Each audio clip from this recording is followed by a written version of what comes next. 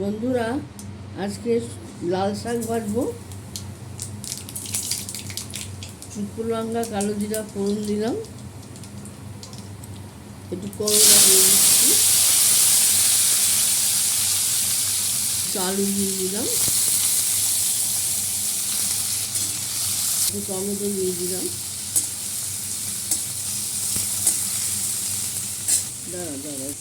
একটু নুন দিয়ে দিচ্ছি,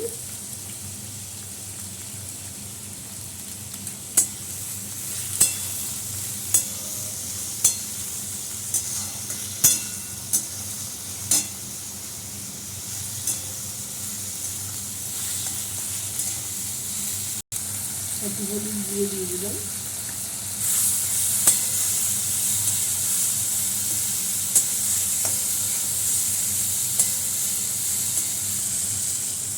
এর মধ্যে লাল শাকটা দিয়ে দিলাম। এইভাবে আমার শাশুড়িরা করছেন কেন কি জানি। আর বড় সংসার এটাকে বাড়াবার জন্য এইভাবে শাকের সাথে একটু আলু, একটু করলা,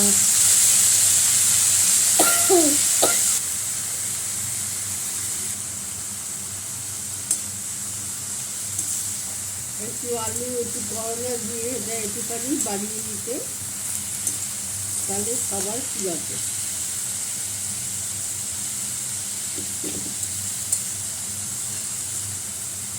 এটাও ভালো লাগে, করে খেয়ে দেখবেন, সেটাও ভালো লাগে।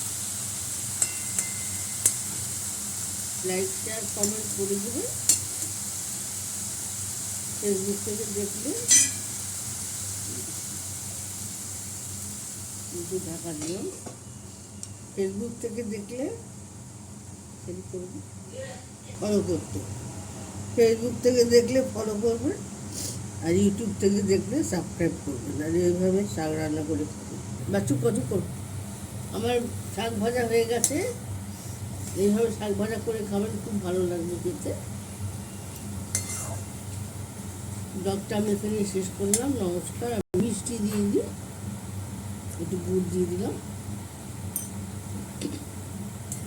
আর এইভাবে শাক ভাজা করে খাবেন বন্ধুরা, দেখেছেন কি সুন্দর দেখতে হয়েছে। ব্লগটা আমি শেষ করলাম। নমস্কার।